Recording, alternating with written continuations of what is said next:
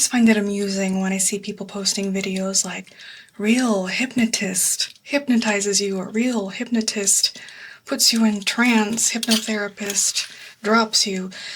People either think that hypnosis is this magical occult thing or complete bullshit.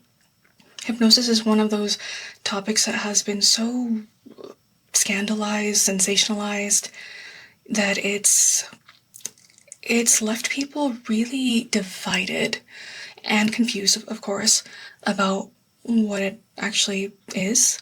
I mean, obviously, with the mainstream portrayal, pop culture, mainstream media, they portray it as this fantastical thing. And in their portrayal, they are so over the top that, of course, the general population would assume that, oh, that's magic, so obviously that's fake, there's no such thing as magic.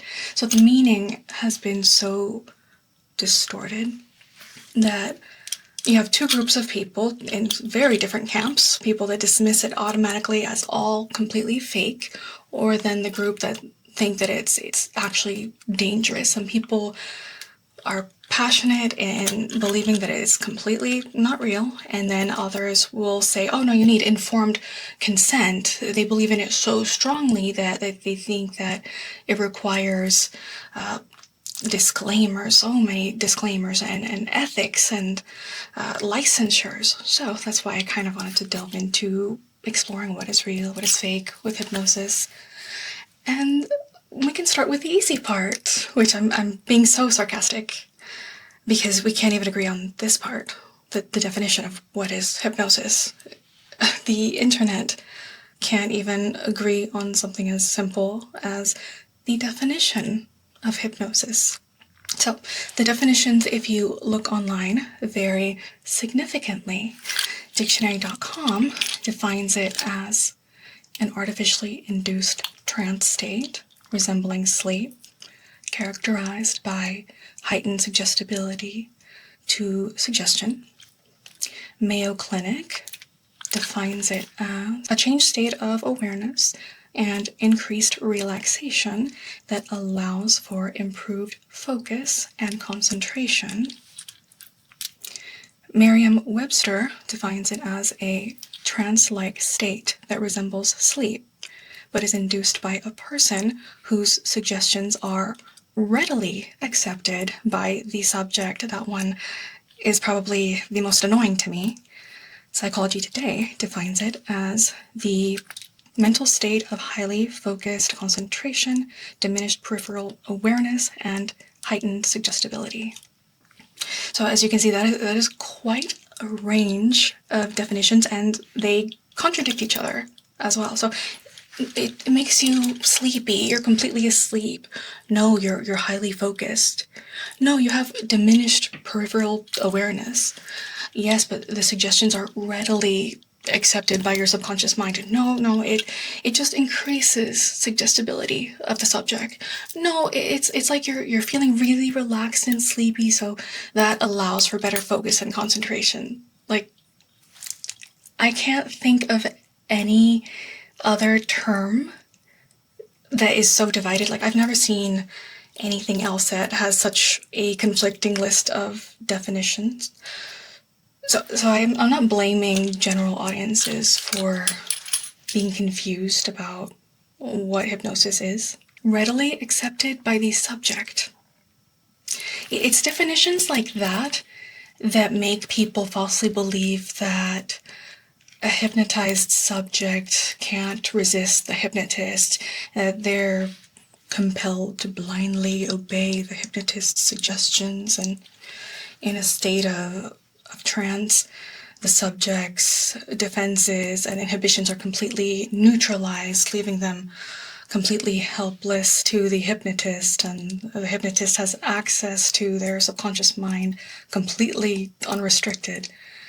And that definition definitely leans into the stereotypical Hollywood trope. And then trance-like state that resembles sleep. Well, we all know that one isn't correct. You could be driving or reading or arguably be in a state of deep trance. while performing other tasks, usually if the task or activity is something that's routine enough for you, like driving. I fall into trance easily when I'm playing piano because I can't think, so I can't read music, so I have to turn off my brain, because as soon as the conscious thought comes in, the notes are gone. I have to intuitively receive the notes, so being in trance helps me play by ear. So hypnosis can resemble sleep with, somebody laying on a sofa with the stereotypical hypnotherapy thing, but the person can be wide awake, sitting up, performing tasks, if they're basic and passive, routine enough, with themselves, with a partner, if you catch my drift. So when even the dictionaries, the official dictionaries, can't decide or agree on what hypnosis is, if it's sleep or super focus, it's really easy for unlicensed people or unprofessional mental health practitioners to kind of market themselves as if they were mental health practitioners. Continuing on with what is fake or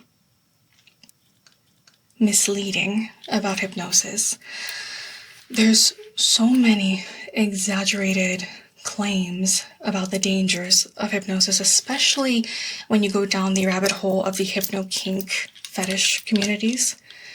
Reddit, mainly, if you go down that rabbit hole, there'll be a lot of anecdotal posts that are saying things like, this file is dangerous and it'll rewire your brain forever.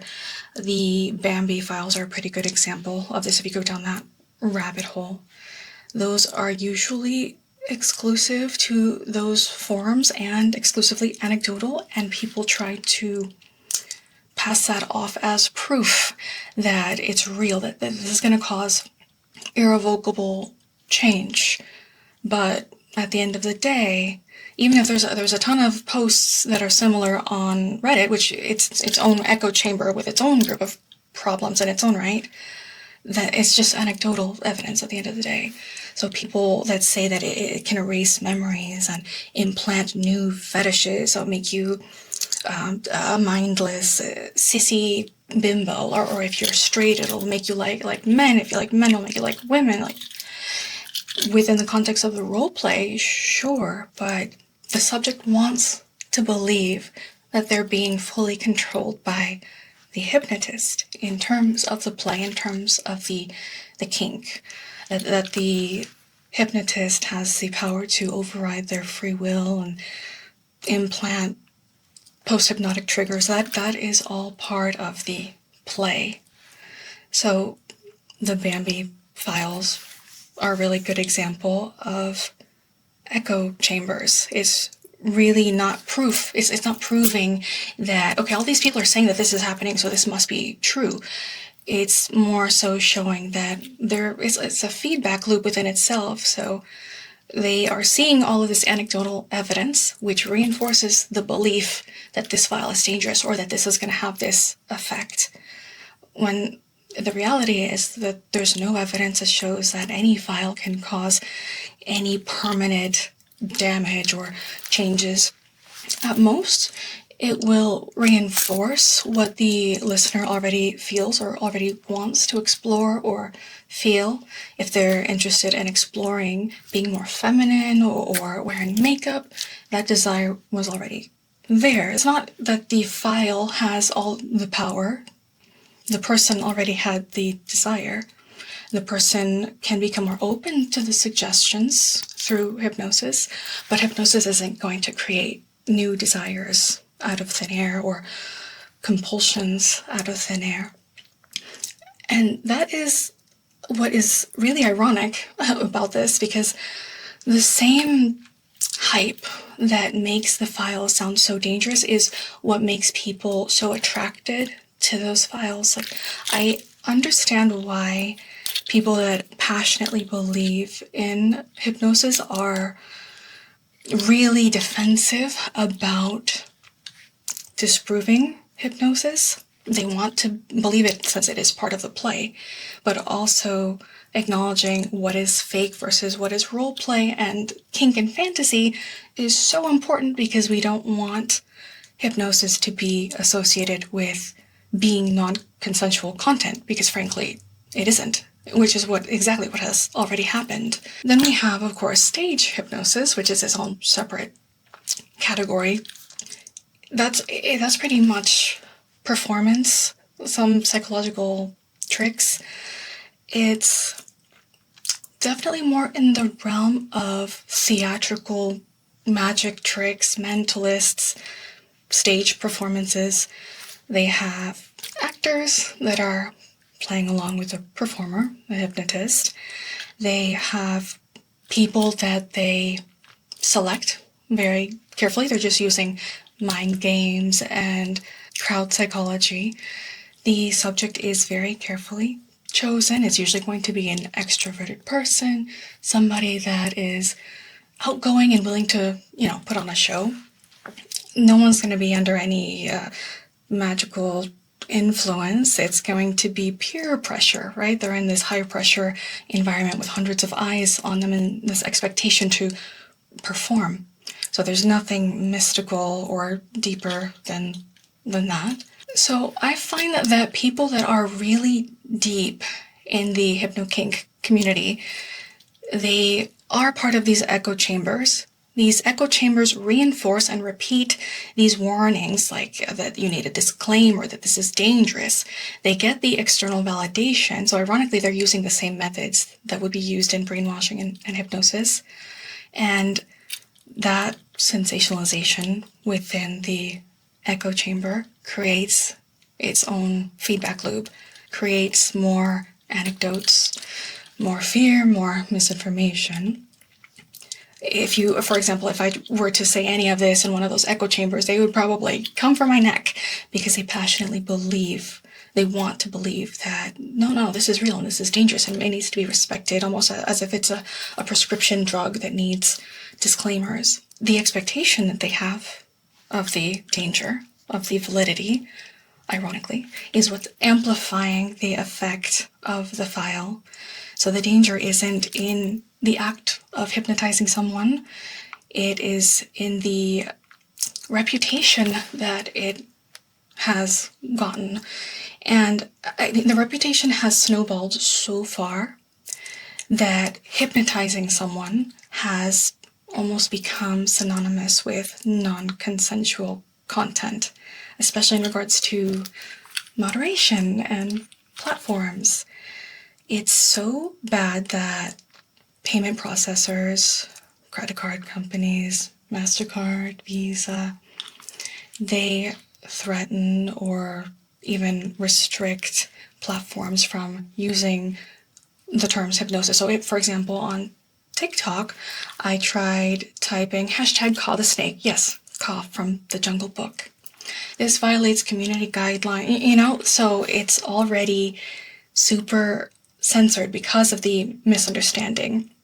Advertisers or platforms want to be advertiser friendly, and God forbid we offend the great Lord, our advertiser companies. So they rather play it safe. And that's where the fantasy, fun role play runs the danger of becoming corporate censorship. The credit card companies and payment processors already have way too much power over the gaming industry, anime, adult entertainment. That's its own separate problem that's a little bit beyond the scope of this discussion of what is hypnosis, but it does tie back in that every automated policy that is created now treats hypnosis as if it were non-consent. It equals them. So that is fueling the reputation in itself. So for example, the average person is going to see that and say, oh, well, if this company is saying that it's non-consensual, then it must be true. That's an actual, a big reputable company. Since we're already talking about adult content, HFOs. So I know you guys will probably be upset about this. I'm sorry, boys. You're probably gonna hate me for it.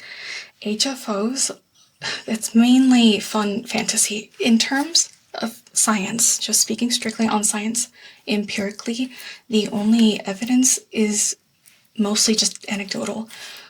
We already know the largest sexual organ in the body is the brain, so it's not like I'm saying it's impossible. I'm just saying scientifically it's rare, typically presents in women, and the data is ridiculously limited, which is why I've never released an HFO file personally. That's on my to-do list. I just feel like I need to read a few more books. Like, I need a few more books under my belt before I tackle that subject properly. Anyway, this video is definitely going to be demonetized. Back to the psychology of placebo and belief in regards to hypnosis. Is the field of hypnotherapy real? Technically, if you ask me, no. It's not going to be any more real than life coach, energy healer, Reiki healer. Hypnotherapy itself is real. I'm not dissing that. I'm just saying in regards to a practicing professional in the field, there's no such thing as a practicing professional in the field. There's not one university, at least in the United States, that offers any degrees or certificates in hypnosis or hypnotherapy. And I'm not talking about the online courses that you can complete. Anybody can make one of those courses and sell a certificate. Anybody can buy those. I'm talking strictly accredited university courses or licenses or certificates. There's no federal or state licenses that certify anyone for hypnotherapy or to be a hypnotist. People always want to argue with me in the comments, and even after saying this, I'm sure someone's going to comment something. If there were courses, I promise I would have been the first in line to take it. My ass would have applied immediately. I was in the same boat as the general public. Like, I am still definitely learning this. A lot of this I'm just learning as I go. So I originally did have the impression that, no, yeah, of course you need a license to be a hypnotist. Surely it's just another branch of clinical psychology. If there's no license, then there's going to be at least some sort of certificate or course that's regulated. But there is not. It doesn't exist. And people will still argue with me. If you can find a course, leave it in the comments below and I will look into it. So, for example, my master's degree is in human resources management. So I have that, obviously, credential, but then we have SHRM, Society of Human Resources Management. They give certificates. They are nationally recognized in the HR community. There's nothing equivalent to that in the hypnosis community. Anyone can charge for a course. There's no requirements or prerequisites for a psych degree or licensing exam that they offer. It's, legally speaking, it's the same category as a life coach or energy healer. It's unregulated as long as the person isn't advertising that they can treat or diagnose any illness, which is why I say that the field is technically not real. You can't go to a real hypnotherapist or a real hypnotist because anyone can claim that they are a hypnotist. Not saying that hypnotherapy or hypnosis isn't real. There's plenty of evidence that shows that that is the case, that is real. The distinction that is important to make here, that I'm trying to make, and what people usually overlook, is the dangers of anybody slapping that title on their page saying that they are a real hypnotherapist or a real hypnotist. Anyone can take a $200 course, $1,000 course. There's so many different prices. I've seen so many different prices online. And they can legally claim to be a hypnotherapist or a hypnotist.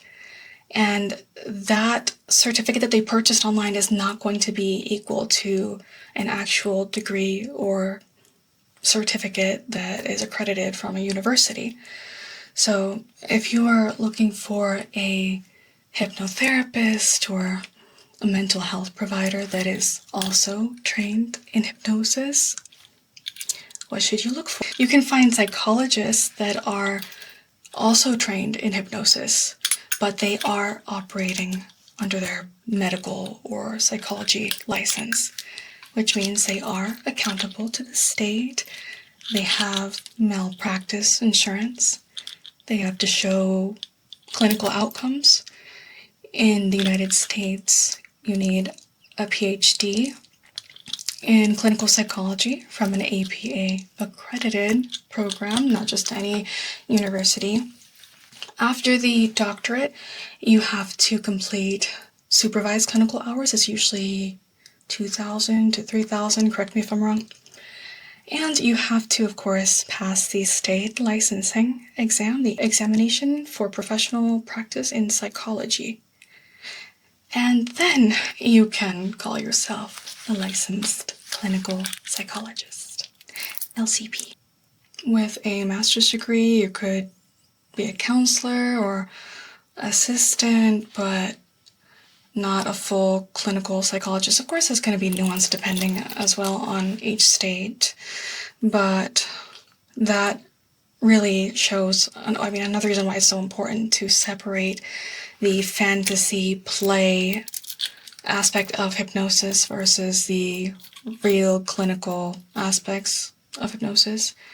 The risks, of course, of going to one of these glorified wellness coaches is that, let's say you have severe anxiety and you are looking for an actual healthcare practitioner, and you mistake this certificate that this person bought online for an authentic license. So they're going to assume that this person has clinical expertise when they don't. And the Google reviews are always going to be glowing. We already know we can't trust Google reviews. And this person doesn't have any malpractice accountability, continued education. And if this person had serious mental health issues or trauma, then this person could end up doing way more harm than good, because essentially they'll be delaying proper treatment that they could have had.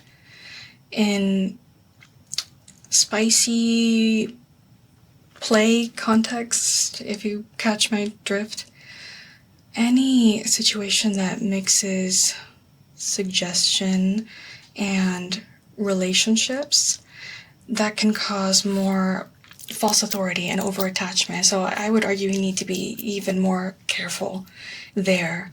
A lot of people say that they want this hypnotist to have this special control and over them, over their lives.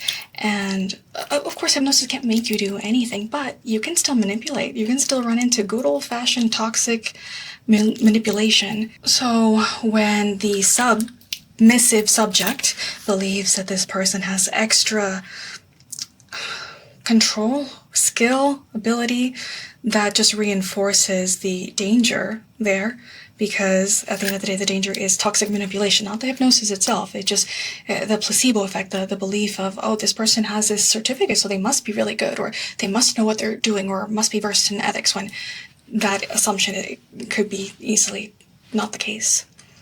There is real clinical danger as well. I'm not saying that it's inherently super safe either. There's fake memories that people can pull up with hypnosis. It can worsen dissociative symptoms and false memories if it's misused. So it's not that it's brainwashing someone. It's not dangerous in the sense of how the hypno-kink circles portray it, like it's something that's gonna replace your personality or cause irrevocable brain damage. It's not that fancy or dramatic. In reality, I know it's not sexy for the hypno-kink enthusiasts, but all hypnosis is self-hypnosis. No one can make you do anything that you weren't already going to do, or that you weren't already open to doing. No one can override your morals, and there's no lingering long-term effects like a post-hypnotic suggestion that can be triggered and wake you up like a CIA sleeper agent trigger. That's just Hollywood. So then I have people that say, oh, see, everything is fake. People think that just because I'm saying that I'm saying that it's all a scam and charlatans, and that's not what I'm saying either at all.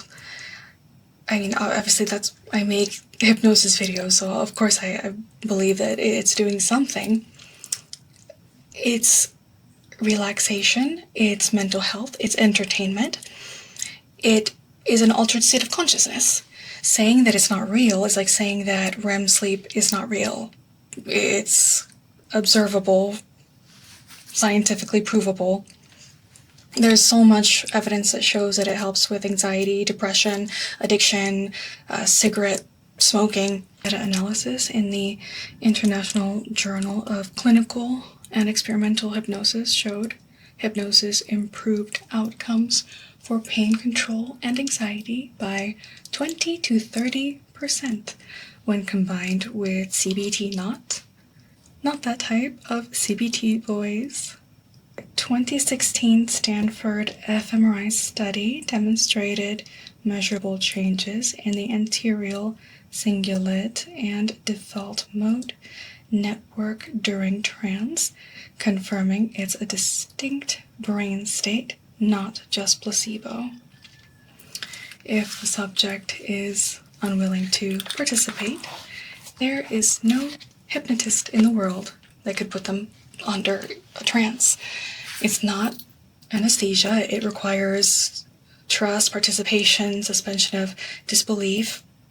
That's why I'm always mildly amused whenever I have somebody commenting, fishing for my attention and saying, oh, I bet you can't hypnotize me, or I've never been hypnotized, or I can't be hypnotized. It's literally, if you say so. Literally, if you say so. That's like saying, I bet you can't make me buy you a drink.